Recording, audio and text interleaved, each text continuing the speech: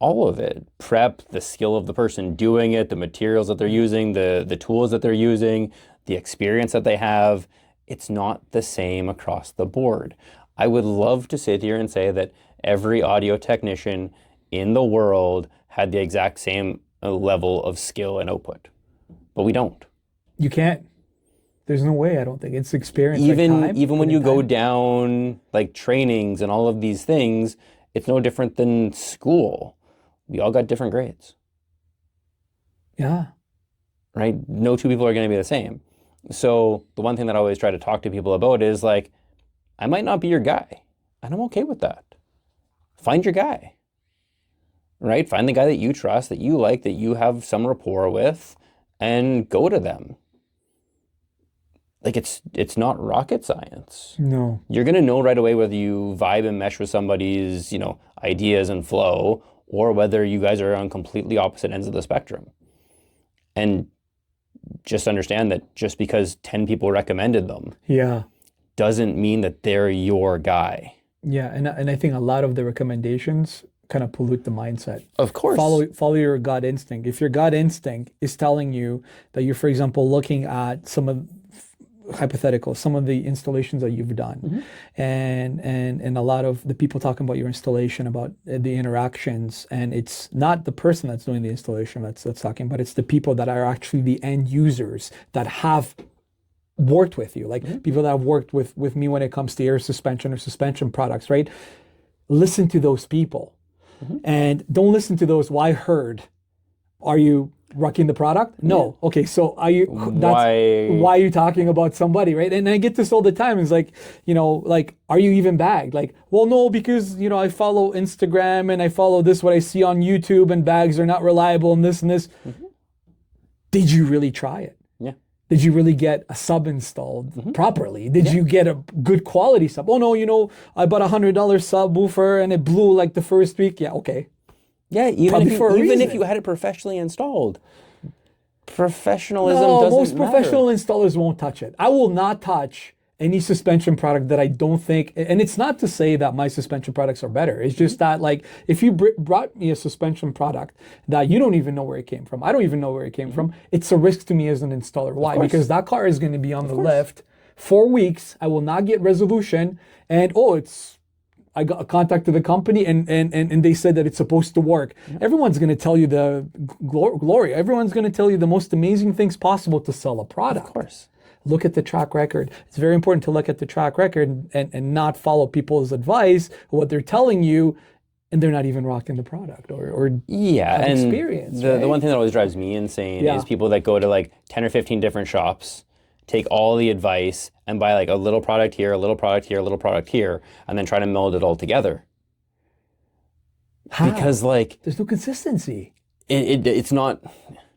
It doesn't work quite that way, because like sometimes you're doing things redundantly. Sometimes you're doing things that just aren't going to play nice together. Like there is something to be said about some brand consistency. Their products are designed to work typically together a little bit better. And when you start mixing and matching, yes, you can get better individual products, but you might have two things that do the exact same thing, or, power levels that are a little bit off because, brand A has a little bit more powerful amplifier, or those kind of things. Yeah. And there's tons of shops out there that will just take whatever and install whatever. Used stuff, new stuff, it doesn't matter. And then, oh, sorry, it doesn't work. Pay me anyways. Yes, well, of course, because, they put in the service. They did the work. So that's another thing. It's like you bring up a very good point as well, too. It's tough because I've said no to a lot of people that have but I just bought it. It's brand new. And I'm like, I don't either know the product or I don't trust the product. Yeah. And they're like, well, yeah, but I'm paying you to put it in. I'm like, yeah, but if it's something that's super technical and I don't know it, I'm going to charge you to learn it. And if it's something that I just don't trust, there's no point in me putting it in, like you said, because when things go wrong, now it's eating up my time. And at the end of the day, this is a job. Yes. And we're supposed to be compensated for our time. Yes. Which means that I end up having to pass that cost on to the end consumer. And nobody's ever happy about that. No. So to say no in the beginning. Yeah, it's better. saves reputation, saves headaches, saves everything, and the customer is not going to, be mad at you for saying no. Yeah, well, it's a slippery slope when you start installing products that you're not familiar with the quality, because it's very easy. You're always going to be the first one to be blamed by the consumer. Always. Because unless they're really on your side and they have a rapport and they've been with you since day one and they know what you're capable, and that's they where will things value your change a little knowledge, bit. right? Yeah.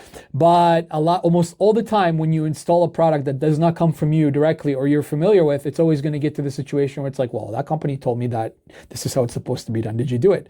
Absolutely. I've tried my best to do it. This is we do it. Oh, you don't know what you're doing. And then you're just getting into back and forth. It's not worth it. It's always better to just say no. And in today's day and age, sometimes you don't even get the opportunity to explain. It's right to Google, right to Facebook, right to complaining, right to, bashing people online. And it just gets to the point that it's just easier just to say no and have the mindset of not everybody's going to be my customer on good and bad reasons. But like you said, like for a good customer that really wanted a specific product, it's more worth the risk. Yes.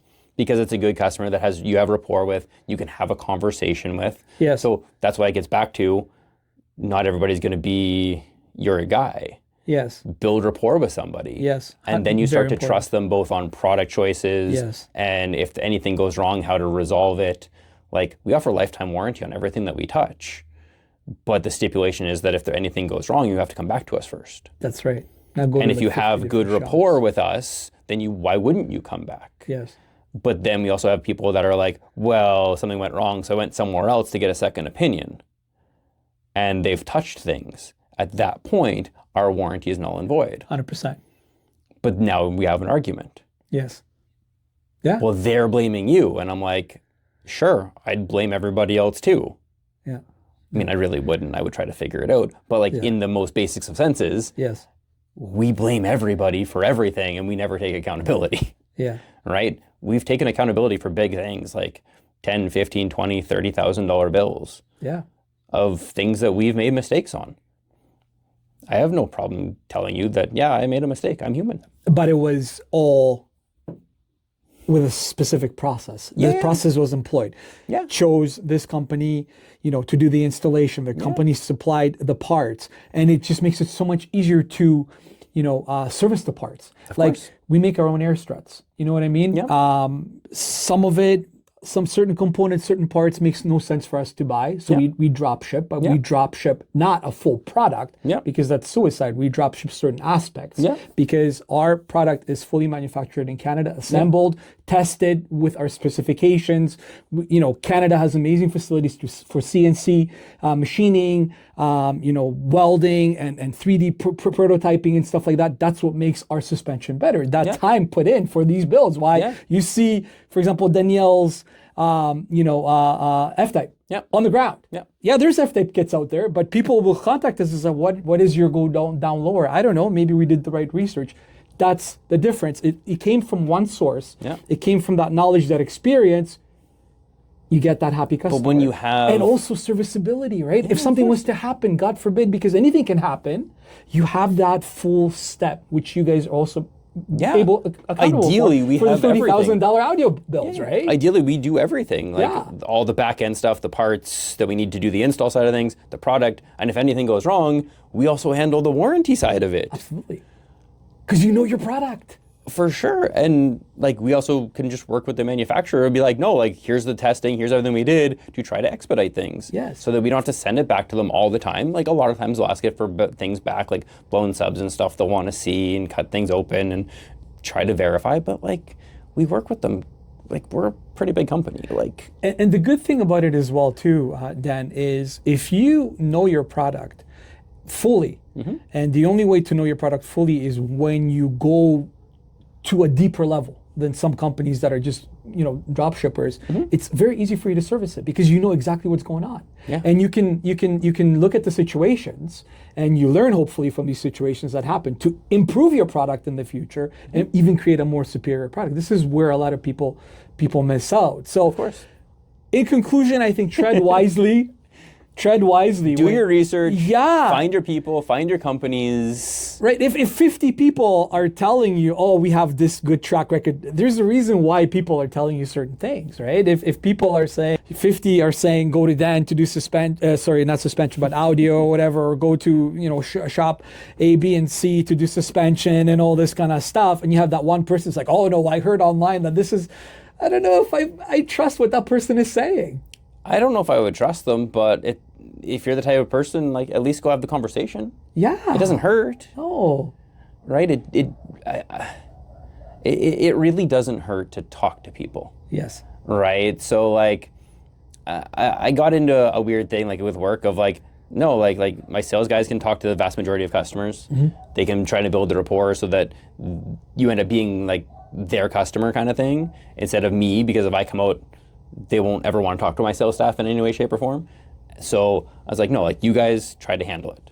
I will come out in certain situations, bigger situations, I need to be involved. But for, like, a dash camera install, like, I don't need to be the guy. No. Right? Like, my sales guys can handle that. But once again, it's still finding your person. Yeah. And even if you want to go with a shop. Person or brand? Both. Company. Both, yeah. Both, right? Even if you want to come to, like, let's say Visions as an example, like, there's a multitude of different sales guys, there's a multitude of different stores, right? Yeah. Call around a little bit and try and find somebody that you at least have some rapport with. Yeah, someone that kind of knows what they're talking about, I guess. Right. Yeah, so no, that's... Same as you, right? Like, I think I know. Talk to you. No, but, like, talk to you, right? This is what I mean, is, yes, like, somebody come up to you at a store, at a show, and have a conversation. Yes. You will know right away whether you want to go with him or not. Yeah, you will. You will. And it's not easy. Ask the questions that nobody asks. Like, what would happen if something was to fail? How are you covered? Yeah. People are going to say, oh, well, you got warranty. Okay, what does that include? Warranty in the suspension world is like, well, you got warranty. We'll ship you a replacement part in 5 months. Yeah. It's still under warranty. Yeah. They're still meeting all their clauses and requirements that they need to be a retailer. Mm-hmm. But who gets screwed in the end? You do, because your car is on the lift for five months, and you do what? Mm-hmm. And a lot of brands and companies also ill-equipped to service their own products. Of course. Dude, it's like I have people that are coming in here and they're like, man, I've contacted my own original company and they can't even fix my product. I'm like, mm-hmm. I guess maybe it's not their product if they can't fix it. we run into the same sort of things of just, like, manufacturers are busy. Yeah. And, like, when you think of, like, let's just use Samsung as an example. How many people are sending in support tickets to Samsung every day? Yeah. Yeah, I could imagine. And it's a major brand too. They're the number one TV company in the world. Yeah, but they have, with Samsung, they will send you. They have infrastructure put in place that if you have a problem, they'll literally send you a new TV. Like, it's no. Not always. Okay. Because if it's a part that has gone bad, they will want to send you a part because that's way cheaper than a new TV. But is it worth it these days? Yeah, we get a lot of TVs fixed. Yeah? Yeah. What are some common issues? Maybe just like power supplies, things like a Wi-Fi chip going down. Oh, okay, like, there's so many small little boards within TV now. Are they even panels easily repaired? Oh, like, yeah. Is it just soldering to the board or board level electronics, or they're all now just quick? Yeah. Yeah. I would imagine like zip sockets or sockets for the chips, right? Even taking like a panel out is pretty easy. Like, they come to our store sometimes and do them in store. Okay. Right? Their repair depots, they'll send guys out to the stores. We'll send them, like, TVs to the repair depots. Oh, okay. But if there's a delay in that one part, doesn't matter. They will make you wait because that's, when, like you said, covering their warranty basis. Yeah. They only have to replace the one part that's broken. They don't have to buy a new TV. Yeah. Right? And so that's where warranty is great. It also is slightly inconvenient. Our extended warranty is a little bit better because we won't make people wait for that. If there's a part delay, then we will just give them the money back and buy them and get them a new TV. And then deal with the behind the fact, right? We'll just, there's the warranty, essentially dollars used to cover the difference and all that kind of stuff. Because we'll still get the money back from Samsung that they would spend on that one part. Yeah. And it just works out. Yeah. So, like, manufacturer warranty is warranty from a manufacturer defect. It is not insurance. It does not guarantee you a working thing. Yeah. No, I know. And I think that's where a lot of people get warranty wrong. Yeah, warranty it's not insurance. is a tricky. Exactly. It's a tricky thing. It's a So tricky like thing. you said, like yeah, Suspension it's is a on, completely different mindset, man. Like it's on there for 5 months because they Yeah. got to wait on a part. yeah, It's still covered. And then so many times these companies don't even know what part is required on your own like suspension that you drop ship. Like, Yep. like and I don't know. At that point, send a whole new one. Who cares? Just deal with it. Yeah, but for them to get a whole new one, they have to place another order. You know, you think a Chinese company is going to send you like a replacement part right away? Yeah, good luck with like FedEx and shipping. For a strut kit is like $300-$400, man. For sure. You know what I mean? And it's not worth it for them to do it because at that point it's like, well, what are you complaining about? You paid $500 for your strut kit. I know. What's the problem? Get another one for $500. Yeah, but it's fine. And then all of a sudden you're like, what? At the same cost you could have gotten if you bought it from somebody good one. that's a good one. A good one. And that's the thing. Like, you don't really save money in the end. No, because when it hits you hard. Oh yeah, it's full replacement plus all the time, all the energy, all the effort, frustration, right? If you work on your own cars, you've definitely had days in your garage where you want to throw everything against the wall for something stupid. You know what's really funny as well too? Every single YouTuber that you can see on TikToker, that you see online, they all order the same wheel from the same vetted suppliers. Of course. So it's like Apex wheels, I think, right? Everybody's like on the Apex wheels flow that they're forged and everything. It's like I must have saw like 50 TikTok posts of every single one of them. Yeah, oh yeah, you should go on Alibaba and buy your wheels of the same exact wheel. So what does it mean? That means that they're afraid to order other ones because they might not be the exact same one. They will order the same one. So it's or they're getting kickback from that one person, that one manufacturer. Maybe. Yeah, I forgot about that. Right? That's a whole other side of this. There's the whole kickback side of things. Yeah. People are promoting brands because they're getting paid to promote them. Lies. At that point, who really knows what the answer is to any of that? I forgot. Yeah, you're right. I mean, fake pictures, right? Pictures of the right brands for suppliers. But even then, like, okay, we send you a set of wheels, you pop them on your car, you take a few photos with a static, you never drove on them, you put real wheels on to drive the car. Like, even if you get rollers doing 10 kilometers an hour, like... And then those wheels end up on Facebook Marketplace, the guy's selling in order to get money. And then they're sent to the next guy for him to do his build. Oh, maybe. Yeah, that's right. Or you have to send them back and we pay you money for it. Yeah. Man, who knows? That's somebody should be making content like that. Who knows? Expose that. That would be amazing. It's really easy to go online and blah blah around. It's like, oh look, we know who the supplier is for these wheels and these wheels. It's like, okay, well, do content about the after effect. Oh, I've talked to all the people that have ordered these wheels and everything seems to be fine. Oh, take my word for it. Believe me, because believe me. I'm not gonna believe you. No, but that's the other side of the thing is like, what do? Do you order one?